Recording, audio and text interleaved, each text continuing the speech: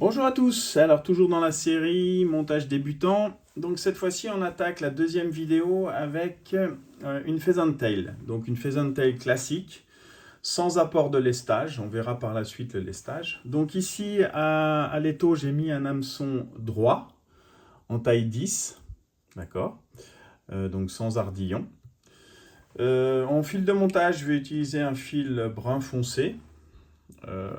Là, il est en 14,0, mais comme je vous l'ai dit, vous, en tant que débutant, vous pouvez, si vous avez du 6 ou du 8,0 pour ce modèle-ci, vous pouvez le faire avec du 6,0 sans problème. D'accord. Donc, on va attaquer notre positionnement de fil sur l'hameçon, comme pour le chironome. On fait nos premiers enroulements. Voilà. Et on va, alors pas forcément en spire jointive, on va aller vers la courbure. Donc sur la hampe, je peux sauter des étapes, pas obligé de mettre le fil à 45 degrés. Je vais couper celui-ci, on n'en a plus besoin. Et on va fixer à l'arrière une queue qu'on appelle cerque. Donc cette queue va être effectuée avec des fibres de faisan. Donc ici, vous avez une plume de faisan basique. Donc on va retrouver un côté où les fibres sont utilisables parce qu'elles se séparent, comme ici. Et inversement, ici, vous voyez, les fibres se collent. Elles sont pas identiques. C'est-à-dire que cette-ci, on va avoir les sabres, c'est les petites parties des plumes qu'on va retirer. Les sabres de faisan, voyez, on les voit ici, auront pour but de tout le temps être décollés.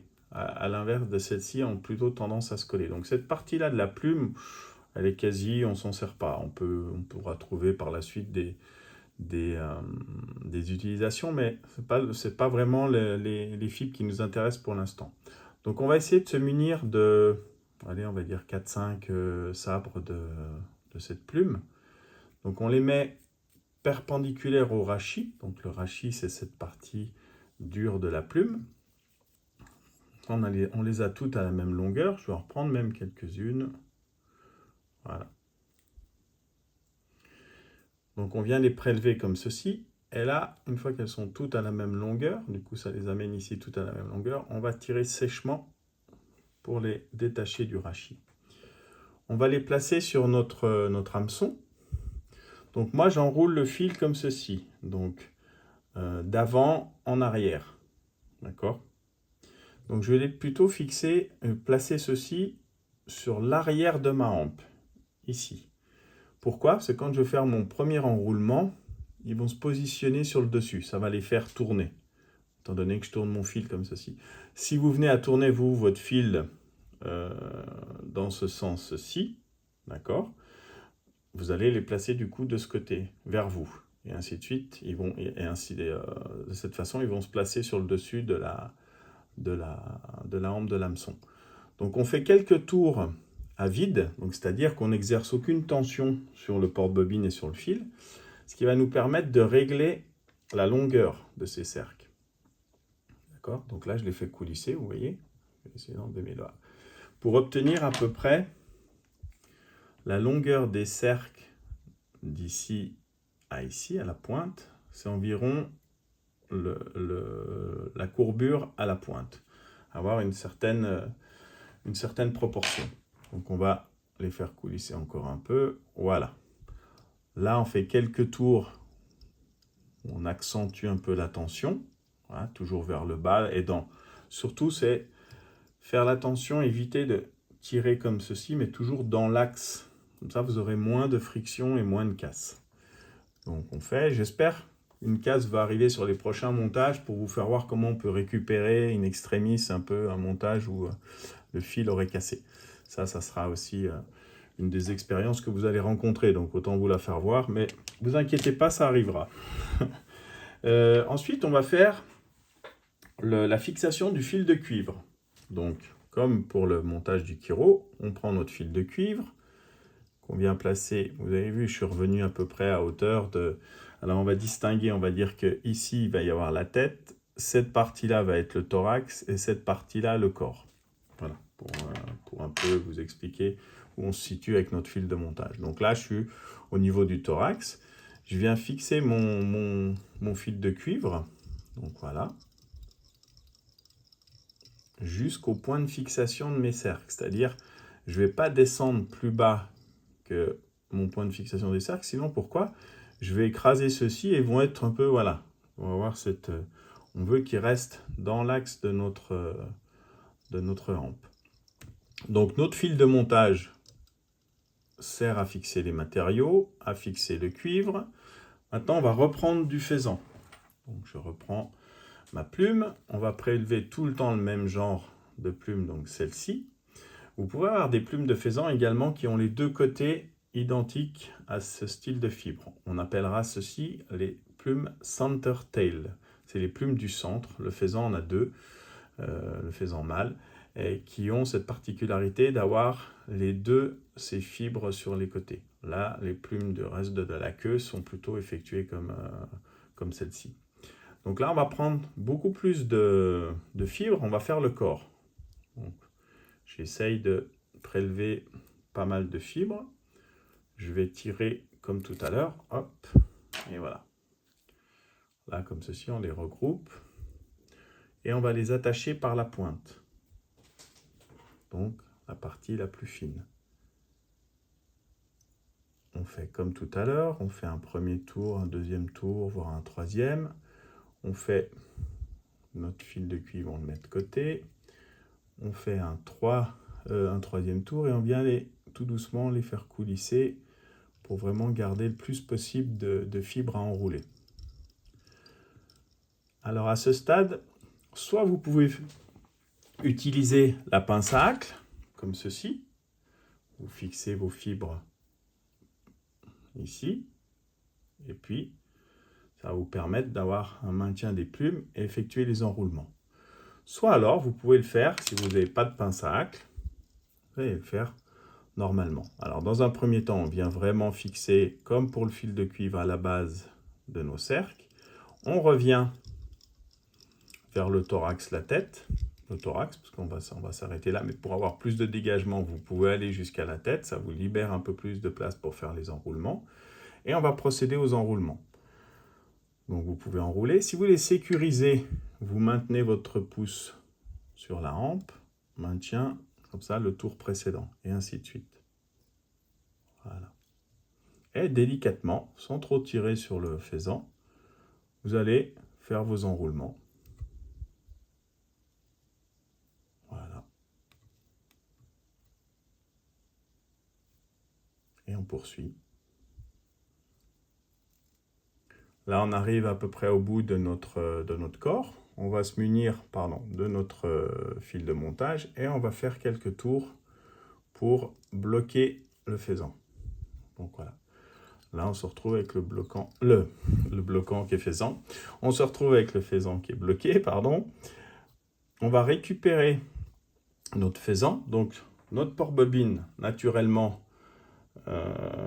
est sur le bas. Donc, on va couper tout le temps nos matériaux à l'opposé du fil. C'est-à-dire, le fil est en bas, hop, on coupe les fibres de faisan par le haut. Ça vous évitera de couper votre fil. Ça aussi, vous n'y louperez pas, rassurez-vous. Donc là, on assure un peu la fixation du faisan. On va enrouler ensuite notre fil de cuivre. Alors, comme sur le chironome, je vous avais expliqué qu'il y avait une différence de la façon dont on enroule le fil de cuivre sur certaines mouches, là, on y arrive. Donc, si j'enroule ici le fil de cuivre dans le même sens que mon faisan, il risque de passer un peu à travers les fibres. Il va un peu s'insérer dans les fibres parce qu'on aura le même sens d'enroulement de tous ces matériaux. Alors, à l'inverse, on va le faire dans l'autre sens. Et en fait, il ne pourra pas rentrer dans les fibres, donc il va être obligé d'être beaucoup plus apparent. D'une part, c'est ce qu'on veut, parce que le cerclage sert à apporter un côté plus naturel, comme les insectes ont un cerclage. Et puis surtout, ça va nous procurer une mouche qui va être plus résistante aux accros des dents des poissons. Parce qu'une pheasant tail, elle est très vite coupée, cassée. Les fibres de faisan, c'est quand même assez fragile, surtout dans la bouche d'un poisson. Donc là, on aura le côté visuel et le côté technique où on emprisonne un peu les fibres pour pas qu'elles soient toutes abîmées. Donc on fait quelques tours ici. On va fixer de nouveau notre fil de cuivre. Donc comme pour le Kiro, on passe un peu derrière, un peu devant, un peu derrière. Voilà, on le maintient sur le haut. On se munit de ciseaux adaptés à la coupe du cuivre et du plomb. Et on coupe le cuivre. Voilà. Là, on a fini la partie cerclage. Donc, on va un peu agrémenter cette nymphe d'un thorax. Donc, ça va imiter pardon, un peu les pattes, la partie où se situent les pattes. Oh, décidément, pardon. On va lui mettre aussi un sac à l'air. Donc, ça serait dans le développement de l'insecte. Voilà, on retrouve les pattes, les ailes. Vous aurez compris que jusque-là, tout est normal. Donc, on va le faire aussi également avec le faisan. D'où son nom, Pheasant Tail. C'est vraiment une mouche qui utilise principalement le faisan. Donc, on va prélever de nouveau des fibres, à peu près la même quantité qu'on a pris un peu pour faire le corps. On va les fixer non pas par la pointe, mais par le milieu, ici. Voilà, on fait quelques tours. On regarde. Parce qu'en fait, cette partie avant, on ne va pas en avoir besoin. On va se servir de ça pour le rabattre. Ce qui va nous former, voilà, le sac où sont censées être les ailes. On serre bien notre montage. On va couper ce qui ne sert pas. Et là, on va utiliser du dubbing de lièvre. Donc, c'est du poil de lièvre. Je veux dire, en termes, c'est ça. Là, on va prendre quelque chose, vous avez différentes textures. Hein. Vous allez avoir du plus fin, vous allez avoir du un peu plus grossier. Donc, étant donné qu'on veut imiter un peu des pattes, donc on va plutôt utiliser ce modèle-ci. Donc, pour le dubbing, le placement du dubbing, on verra par la suite. Vous pouvez retrouver également une vidéo que j'avais faite sur ce sujet. Là, je vais vous faire la façon la plus facile qu'on a de le faire. C'est que vous prenez votre fil, vous posez, voilà, vous aérez un peu votre dubbing, c'est-à-dire vous le séparez un peu des fibres, et puis vous le vrillez comme ça entre votre pouce et votre index, afin qu'il vienne coller sur le fil. Après, on peut utiliser le twister qui va vriller 2 brins de fil et on place les fibres à l'intérieur et former quelque chose de torsadé beaucoup plus solide. Là, ce n'est pas vraiment ce qu'on recherche. Là, c'est juste quelque chose, dans un premier temps, on est sur le montage de la Pheasant Tail, des proportions à respecter. Donc, voilà, on verra ça par la suite. Mais cette façon de faire est la plus facile pour mettre du dubbing sur un hameçon. Oui, aussi sur un hameçon, mais surtout sur un fil. Donc, on vient enrouler celui-ci, la partie thorax. Donc, toujours penser... là, moi, forcément, j'ai à peu près les quantités de matériaux à force de monter. Mettez plutôt moins de matériaux, c'est-à-dire moins de dubbing, quitte à refaire l'opération, plutôt que l'inverse. L'inverse est plus compliqué à changer, que faire un apport de matériaux supplémentaires, c'est facile. Que l'enlever, ça peut être plus compliqué. Donc voilà, là j'ai fait ma partie donc thorax. Je contrôle si mon sac à l'air vient bien se positionner, ouais, ce qui paraît bien. Donc là maintenant on va fixer ce sac à l'air et former ce qu'on appelle la tête. Donc je viens positionner mon faisan, je vais un peu mettre comme ceci l'étau, afin d'avoir une partie assez plate dessus pour que ça recouvre le plus possible le dubbing. Donc on vient, on positionne notre doigt et on vient fixer délicatement dans un premier temps.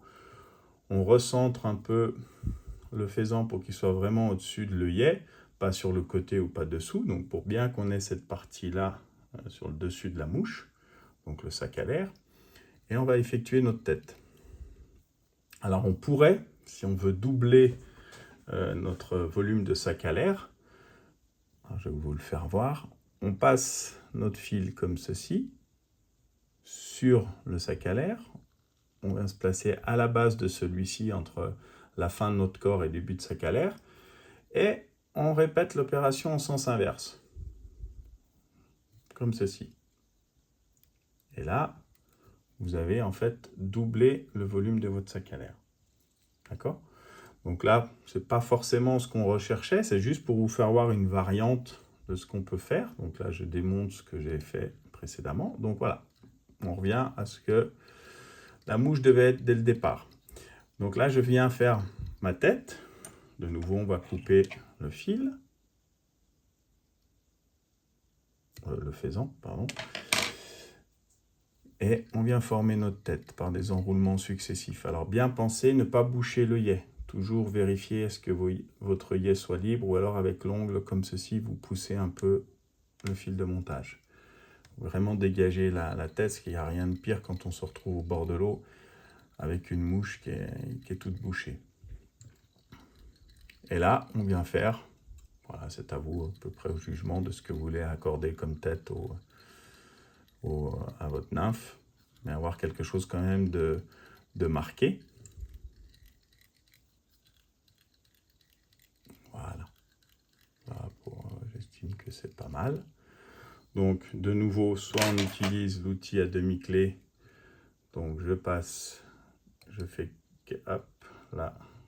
Voilà, c'est ce que je vous disais. On va profiter de ces étapes-là où quand il y a quelque chose qui se défait, vous voyez, la tête s'est déroulée. Donc, je reproduis l'opération précédente. Je la reforme. On pourrait faire, alors, ce que je peux vous expliquer, c'est une ligature provisoire. Donc très basique, qu'on peut se servir aussi. Donc je prends le fil comme ceci, je le fais le tour de mon doigt, je fais 2 tours sur lui-même, je viens capturer l'œillet, la tête, et je tire délicatement. Et ça se met en place. C'est exactement ce que vous pouvez faire avec en fait l'outil à demi-clé. Je prends mon doigt, je tourne 2 fois sur lui-même ou 3 fois, je prends cette boucle que j'ai faite, je viens la placer autour de la tête, je mets mon doigt devant l'œillet pour éviter que cette boucle ressorte, et hop, voilà. Après, sinon, forcément, on a le whip finish qui forme une ligature. Vous pouvez faire beaucoup plus de tours et on fait coulisser, et voilà. Ça, on verra aussi par la suite. Donc là, voilà, on se retrouve avec une tête du coup qui est un peu grosse, mais c'est pas grave, ça fait partie, ça peut aller. On va avoir ici quelques fibres qui vont ressortir. Donc on protège notre thorax. On va prendre notre briquet, comme pour le chiro. On passe un peu comme ceci, vite fait. Et là, voilà, on a enlevé toutes les fibres qui pourraient... On peut positionner une goutte, moi je vous le conseille, soit de cyano, soit de vernis, soit de colle sur la tête. Voilà, là je mets juste une petite goutte. Ça lui apporte le brillant. Et puis, la solidité. Donc là, on va la répartir. On en met un peu dessous, dessus, sur les côtés, sans aller en mettre dans les fibres du thorax. Voilà, on va polymériser tout ça. Voilà, là c'est fait. Donc voilà, on a notre mouche qui pourrait être terminée. On va juste lui apporter quelque chose. C'est lui faire avec une petite brosse ou avec quelque chose. Moi, je le fais avec un petit morceau de velcro mâle, comme ceci, que j'ai fixé à une brosse à dents. Donc la brosse à dents pour brosser certaines fibres. Et puis là, voilà, ce système de velcro, ça va très bien. Donc ce qu'on va faire, on va un peu titiller, un peu brosser notre thorax afin d'obtenir des fibres un peu plus longues, les sortir un peu de là où elles étaient. Voilà. Bon. Après, vous inquiétez pas, l'eau se chargera de ça et certainement le premier poisson que vous aurez pris avec aussi. Donc voilà, donc vous venez d'effectuer votre première pheasant tail, félicitations. Et puis bah, c'est un modèle voilà, que vous allez pouvoir utiliser aussi en réservoir, donc en lac. Vous allez pouvoir utiliser dans des eaux calmes, vous pourrez peut-être mettre sur une potence, étant donné qu'il n'y a pas de lestage, pour pêcher en nymphe à vue. Pardon. Donc en termes de taille, vous pouvez monter, pareil, de taille 10 à 18, 20, enfin c'est à vous de... Ça se décline, mais à chaque fois, bien respecter les proportions, la taille des cercles, du corps, du thorax, et ainsi de suite, de la tête. Donc voilà, comme ça vous avez quelque chose comme ça, d'homogène, c'est pratique. Prochain montage, on va effectuer, ça sera une pheasant tail, toujours, on va rester un peu dans ce thème-là sur 2-3 modèles. Pheasant tail avec l'apport d'un lestage donc au fil de plomb, donc comme ça vous verrez la variante. On enlèvera certainement le thorax en lièvre. On va faire un thorax avec du fil orange pour faire un spot sur la nymphe qui peut être si attractif au niveau du poisson. Donc voilà, bah écoutez, j'espère que cette vidéo vous aura plu et puis la série continue. Merci, au plaisir.